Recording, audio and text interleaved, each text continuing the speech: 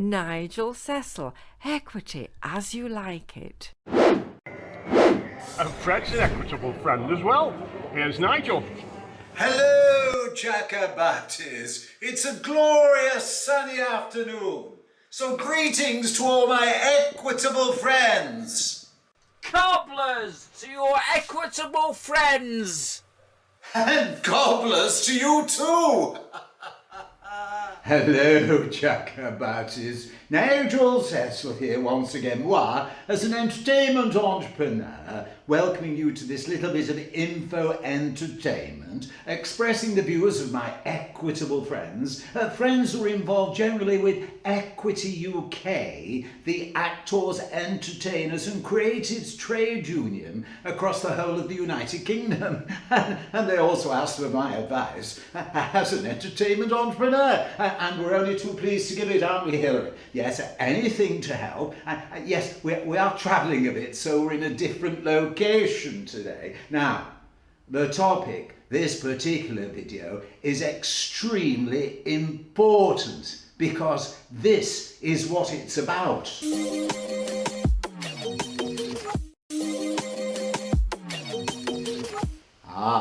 Stand up for 17%.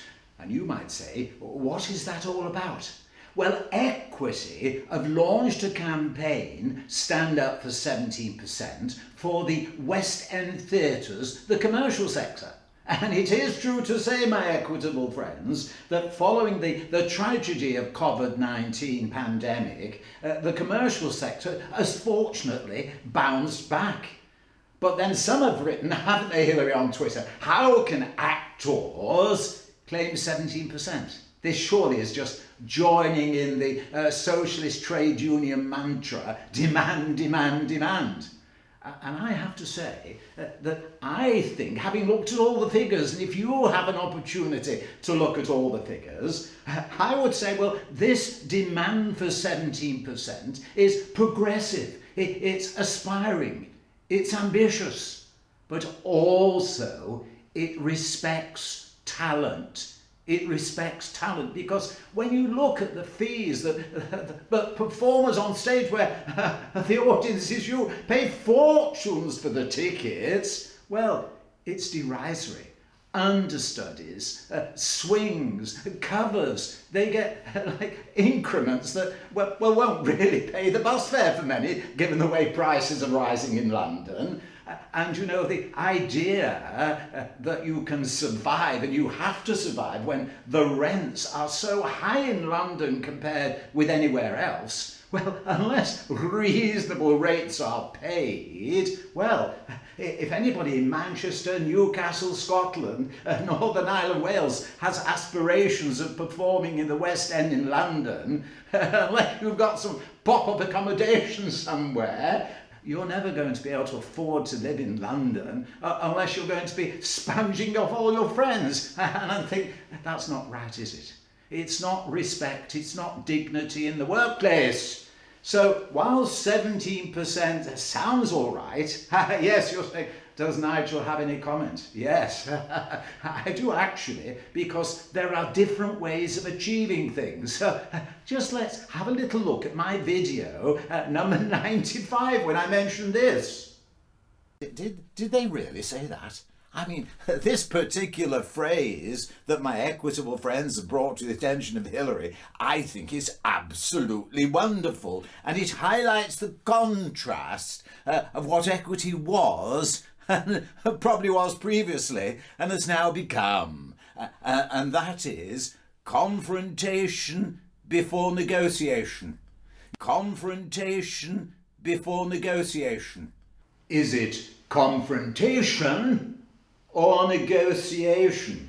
Which do you think will work best for Equity and the whole of its membership? Well, given the current climate in the country, across the four nations, one has to say it's understandable why activists driven by the trade union socialist agenda believe that confrontation is what it's all about. So, your choice, and then I'll come back with my thoughts. What do you think?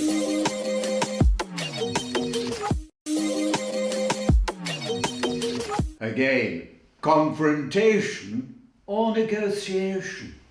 Now, for moi, I believe that negotiation works best, especially if you make sure it comes first. Because if you look at the history of confrontation, in the majority of cases, everything ends in negotiation.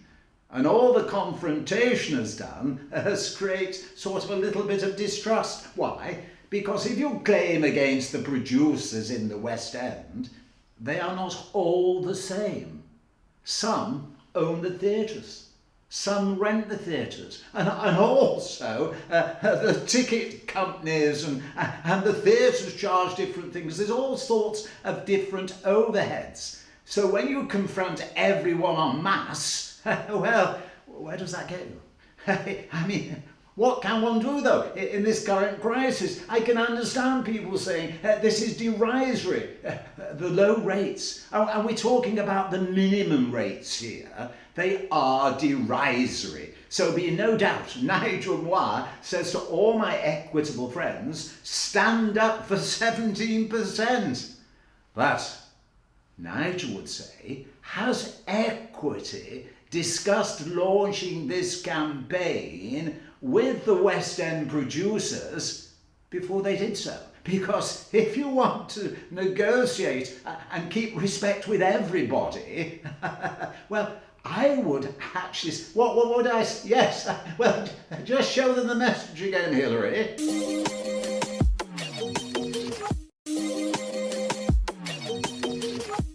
Thank you for that reminder, Hilary. So moi, Nigel, as an entertainment entrepreneur, would be saying, well, firstly, show you've negotiated.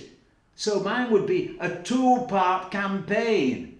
But let there be no doubt my objective representing my equitable friends, is to achieve that 17%. Achieve that 17%. Get more sauce sucked out of the sauce bottle, as someone said, for the lower paid. Because it really is not showing respect for what they do. Now, so the first part of my campaign would be to let everyone know that I've endeavoured to negotiate first. And we've come up with a little play on words. We'd be launching this negotiation by saying, a claim for talent.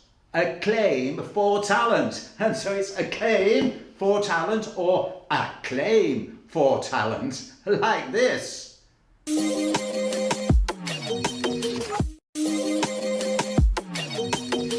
A claim for talent, a claim for talent, a different approach. You may not agree. You may say, well, in this climate within the United Kingdom, we have to confront.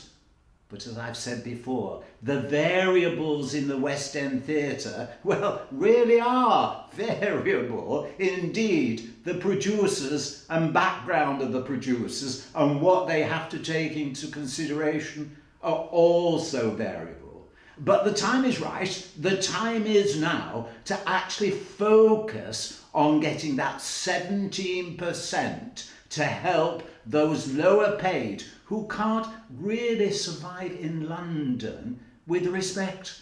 They can't. It's derisory. So Nigel has no doubt in saying, stand up for 17%. Just a slightly different approach. Negotiation first. And what, Hilary?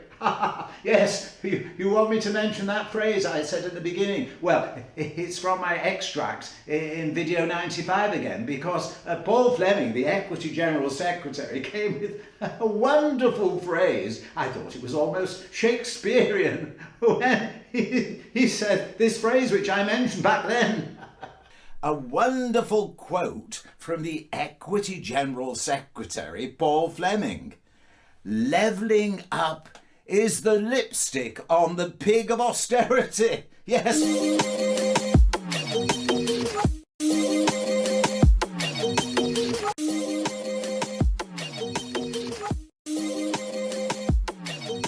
To sum up then, on behalf of my equitable friends, a claim for talent and stand up for 17%. because that's what we all want the outcome to be. And to use that wonderful phrase, solidarity for the lowest paid, especially those within the West End. Solidarity. Why, Hilary? Hilary wants me to finish off with my usual joke-a-rooney. But you've been out filming. We're on location. What have you got for me? What? You put it on brown paper? Oh, that conjures up a few things. Oh, here we go. Why did the vegan avoid confrontation? You're being topical, Hilary. Because he didn't want any beef. Oh, come on. The other one. Why did the parallelogram, I'm going to have to look that up or ask Terry, the lexicologist or whatever we call it, what it means. The parallelogram, why did the parallelogram suck at negotiations? Because it could never make ends meet. And that's the message about the West End claim. The lower paid can never make ends meet. So stand up for the 17%, a claim for talent. And we'll finish off as usual with our strawberries, bringing love to everybody in a Shakespearean message.